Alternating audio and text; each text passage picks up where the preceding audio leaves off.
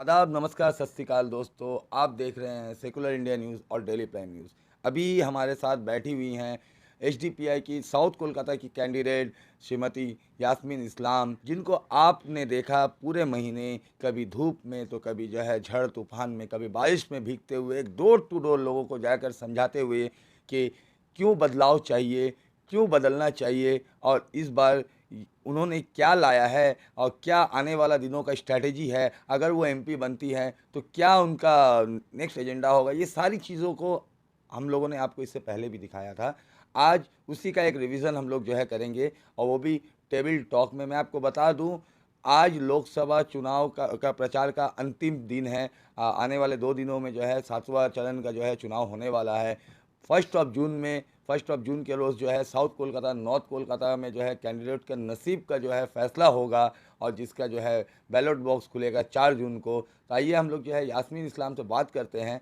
बाजी, आपका स्वागत है बहुत बहुत हमारे चैनल में। एक बात बताइए, आज आप लोगों का प्रचार का आखिरी दिन है और मोटा मोटी साउथ कोलकाता में आपने जो है पूरा महीने जो है बहुत ताबड़तोड़ मेहनत की आपने। एक काउंसलर भी उस तरीके का प्रचार नहीं करता जैसा आपने किया। तो अपना ज़रा सा एक्सपीरियंस शेयर करें। देखिए, जैसा मैंने बताया है जी। कि मैं ज़मीनी सतह से जुड़ी हुई हूँ। मैं विमेन इंडिया मूवमेंट की नेशनल प्रेसिडेंट होने के नाते लोगों से मिलती रहती हूँ और पूरे इंडिया में जी। तकरीबन 12 स्टेट्स में विम जी। का काम चल रहा है। तो मैं जाती रहती हूँ, मीटिंग भी अटेंड करने के लिए जाती हूँ और प्रोटेस्ट वगैरह भी जो होते हैं उसको भी अटेंड करने के लिए मैं जाती रहती हूँ। तो ये एक्सपीरियंस मेरा पुराना है, लोगों के साथ मिलना, उनसे बातें करना, उनके मसलों पर काम करना, उनकी तकलीफ़ों को समझना। तो ये एक्सपीरियंस एक लंबा एक्सपीरियंस रहा है मेरा। तो अभी एमपी का जो इलेक्शन हो रहा है तो उसमें भी हमारा मोटिव है कि हम डोर टू डोर जाएं, लोगों से मिलें, उनके हालात का जायज़ा लें, कैसी हालात में वो जी रहे हैं और क्या बदलाव चाहते हैं। तो उसके लिए हम लोगों से मिल रहे हैं। हमारा मकसद देखिए ये नहीं है कि हम एक बड़ी सी रैली निकालें और सिर्फ सड़कों पर निकलें, बल्कि हमारा मोटिव है कि लोगों तक हम रीच पहुँचाएँ अपनी और उनसे मिल करके उनकी तकलीफ़ों का जायज़ा लेकर के उस पर जो हमें काम करना है। क्योंकि इलेक्शन जो चल रहा है तो बहुत सारी पार्टियों का मकसद होगा जीतना। वो जीतेंगे तो शायद काम करेंगे, हो सकता है ना भी करें, क्योंकि अब तक हमें कोई डेवलपमेंट का काम देखने को नहीं मिला है। तो हमारा मकसद है कि जीतना और हारना हमारा मकसद नहीं है। वो अल्लाह की रज़ा है, अल्लाह की मर्ज़ी है।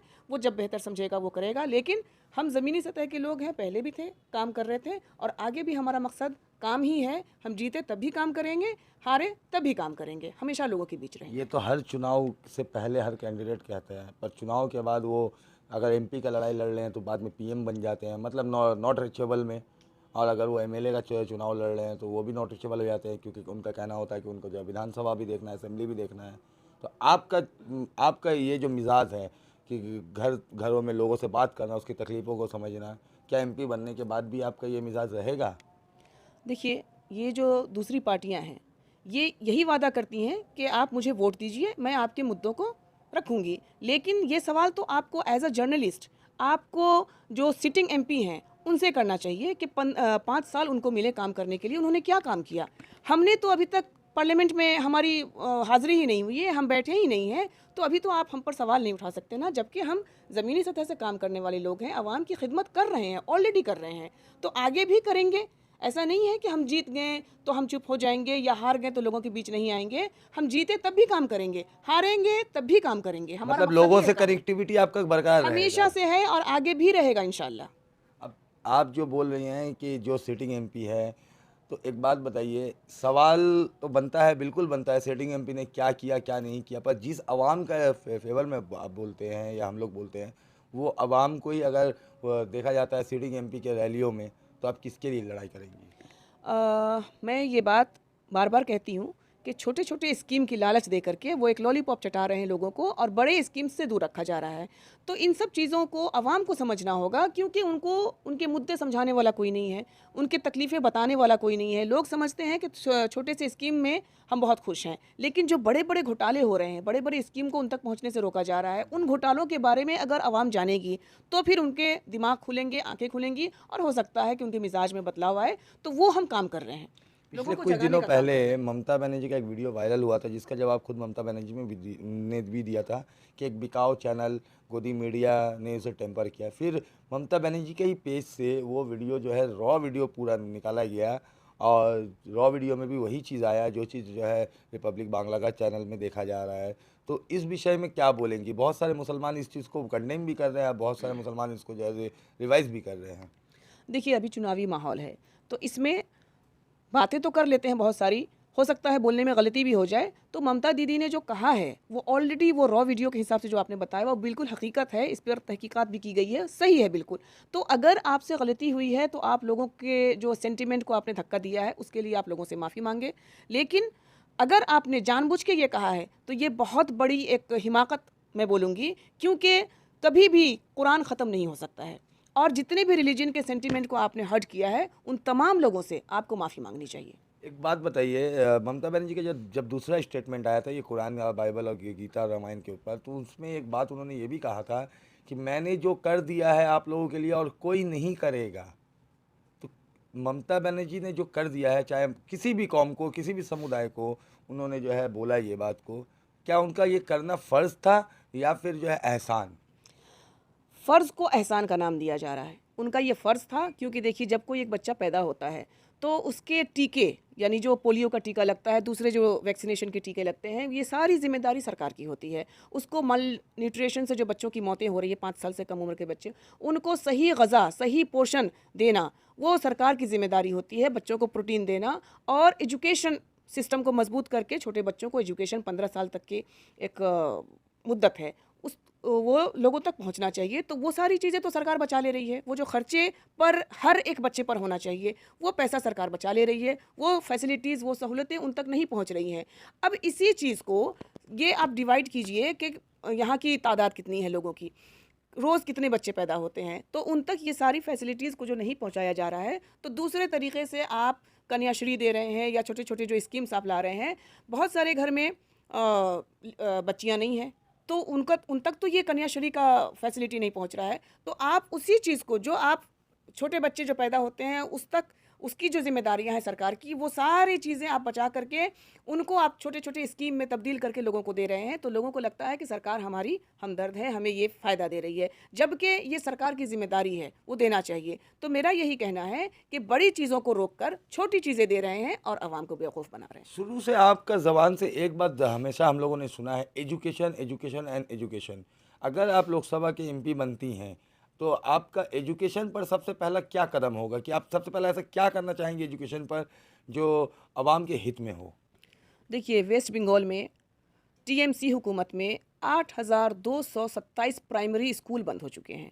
ये बात आवाम को मालूम होनी चाहिए। ये आंकड़े जो हैं, वो मालूम होना चाहिए कि 8,227 प्राइमरी स्कूल बंद हो गए। अब बच्चे प्राइमरी की तालीम अगर हासिल सही से नहीं करेंगे, वो हायर एजुकेशन के लिए कैसे जाएंगे? मैं एक छोटी सी मिसाल यहाँ पे आपको देना चाहती हूँ कि अगर कोई इमारत, कोई बिल्डिंग खड़ी होती है, अगर उसकी नींव, जिसको हम बोलते हैं, वो कमज़ोर होगा, तो क्या वो बिल्डिंग खड़ी रह पाएगी? वो धराशायी हो जाएगी। तो वैसे ही इल्म है, अगर बच्चों को प्राइमरी की तालीम सही से नहीं मिलेगी, वो हायर एजुकेशन कभी हासिल नहीं कर सकते हैं। अगर मुझे मौका मिलता है, तो एजुकेशन सेक्टर को जो है वो मजबूत किया जाएगा। उसके लिए जो सरकार की तरफ से एक फ़ंड होता है, वो एप्लीकेशन दे करके उस फंड को सैंक्शन करवाना एमपी की जिम्मेदारी होती है, और उससे तालीम के मरहले को मजबूत बनाना, ज़्यादा से ज़्यादा स्कूलें खोलना, ताकि बच्चे उसमें एजुकेशन हासिल कर सकें। एजुकेशन सिस्टम को अच्छा, बेहतर बनाना होगा। तो उसके लिए ये जद्दोजहद की जाएगी, पार्लियामेंट में आवाज़ उठाई जाएगी, तो वो इंशाल्लाह मैं करूँगी। आप अपना कॉम्पिटिटर किसे मानते हैं इस साउथ कोलकाता में? देखिए, मुझे इससे कोई मतलब नहीं है। मैं अपना कंपटीटर किसी को नहीं मानती। हमारा मकसद है कि जो अवाम के हितों के लिए काम होना चाहिए, वो अब तक नहीं हुआ। अवाम उससे महरूम है, और ये हक़ उनका फंडामेंटल राइट्स है। बेसिक नीड्स जो है, उनका फंडामेंटल राइट्स है, उन तक पहुंचना चाहिए। जो बकिया तमाम जो सरकारें हैं, वो इसमें असमर्थ रही हैं वो लोगों तक पहुंचाने में।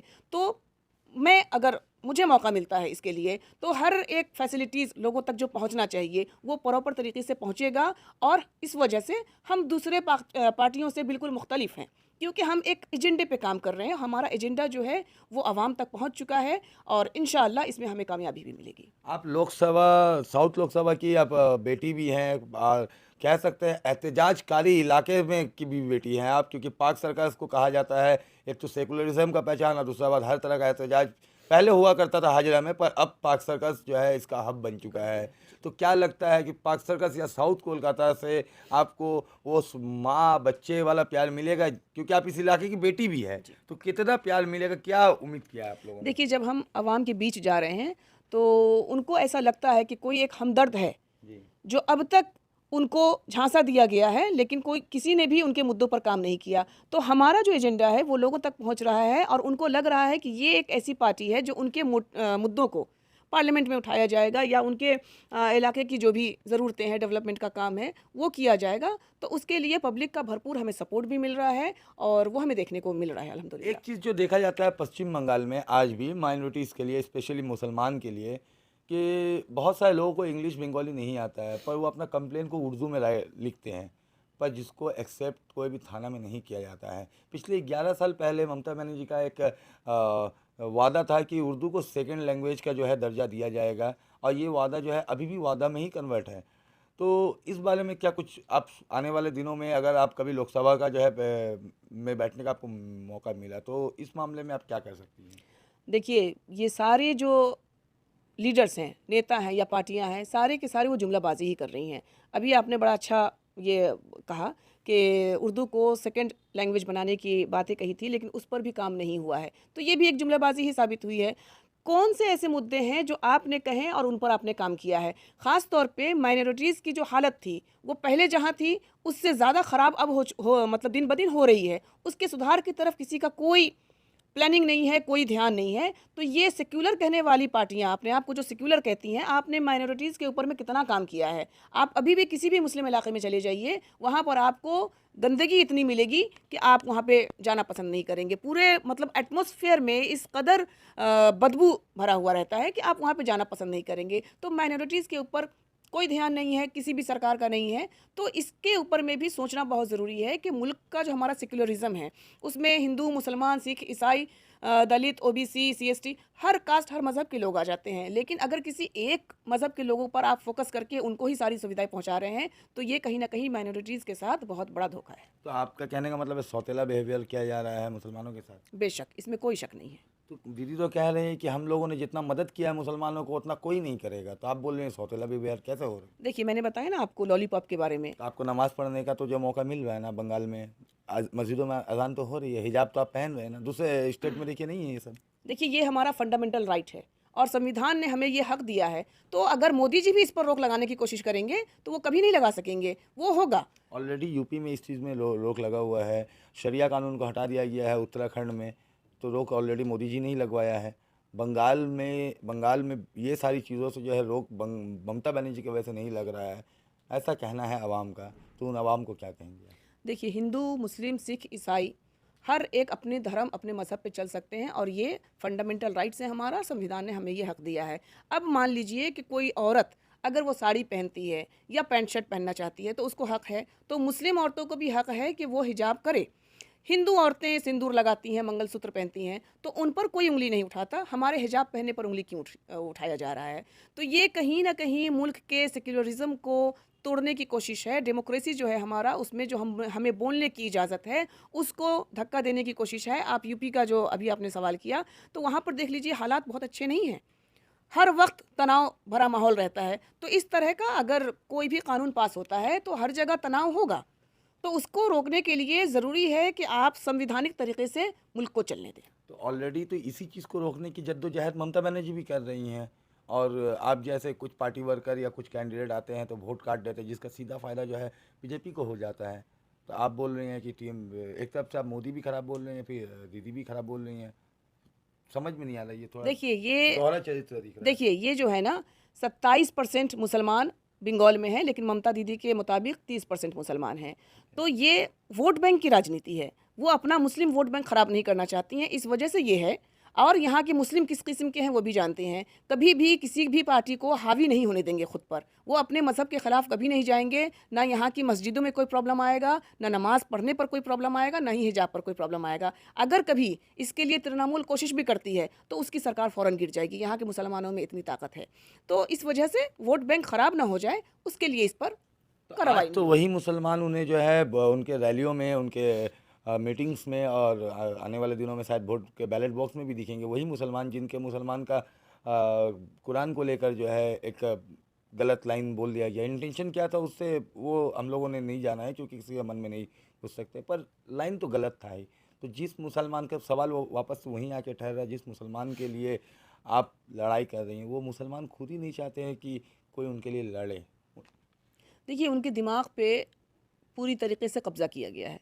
छोटी-छोटी स्कीम, जैसे मैं बार-बार कह रही हूँ, छोटी-छोटी स्कीम को दिखा करके उनके दिमाग को कैप्चर कर लिया गया है और एजुकेशन से दूर रखा गया है, ताकि ये हमेशा उनको अपनी ग़ुलामी करवाएँ, अपने बैनर, अपने पोस्टर वो ढुलवाएँ उनसे और अपने लिए नारे वो लगवाएँ।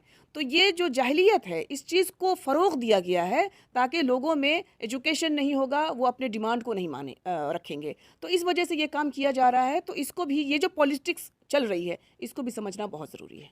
चलिए इस इंटरव्यू को हम लोग गुड नोट में ख़त्म करते हैं, क्योंकि आपके साउथ कोलकाता में जो है 4 औरतें खड़ी हुई है अलग अलग पार्टियों से, सारी के सारी जो है औरतें ही हैं। तो उन लोगों के लिए आप क्या मैसेज देंगे, क्योंकि 1 तारीख को जो है चुनाव है, तो उन लोगों के लिए कुछ मैसेज आप देना अगर चाहें तो। देखिए, मैं बार-बार हर एक जो गलत नीतियाँ हैं उसको कंडेम करती हूँ, लेकिन मैं ये एक चीज़ बता देती हूँ कि मेरी कोई ज़ाती दुश्मनी किसी से नहीं है। मैं विमेन इंडिया मूवमेंट की प्रेसिडेंट हूँ और औरतों को ग्रास रूट लेवल से सोशली, पॉलिटिकली, लीगली और एजुकेशनली एम्पावर करने की जद्दोजहद करती हूँ। हमारे वेस्ट बंगाल की जो सीएम है, वो एक लेडी हैं, उस नाते मैं उनकी बहुत इज़्ज़त करती हूँ और मेरे दिल में उनके लिए एहतराम भी है। लेकिन कुछ गलत काम अगर वो करेंगी, अवाम मुखालिफ कोई भी काम होगा, मैं उस पर आवाज़ उठाऊँगी। तो मेरा यही एक लोगों से अपील है कि आप अच्छे कैंडिडेट को चुन करके, जो आपकी नुमाइंदगी सही तरीके से कर सके, जो उस पोस्ट के लायक हो, आप जो वादे करके जाते हैं पार्लियामेंट में, आप उसको पूरी तरीके से वहाँ पे रखें और आवाम के हितों की बातें करें। तो हर एक को इस चीज़ को सोचना चाहिए और संवैधानिक तरीके से देश को चलाना चाहिए। बहुत शुक्रिया। तो ये थी यास्मीन इस्लाम, जो कि एचडीपीआई की कैंडिडेट है ऑलरेडी साउथ कोलकाता की। और इन्हें आप लोगों ने, मैं आपको बता दूं, एनआरसी के टाइम से लेकर कोविड में इनको जो है काम करते हुए आप लोगों ने हर जगह देखा है। और मैं आपको बता दूं, ये एकमात्र ऐसी कैंडिडेट है जो हर बार जो है हिजाब में ही नज़र आई हैं। जिस हिजाब को लेकर पूरे हिंदुस्तान में तुल कलाम मचा हुआ है, आज वही हिजाब को लेकर ये घर घर में डोर टू डोर जो है कैंपेन करते हुए और उनके हक और हुकूक की बातों को समझाते हुए वोट मांगने की कोशिश कर रही हैं। अब आने वाला 4 जून को देखना ये है कि क्या किसके नसीब में क्या आता है, या आज हिजाब जीत रहा है या फिर पॉलिटिकल पार्टी और उनके कुछ नुमाइंदे जीत रहे हैं। मैं शाहान, धन्यवाद।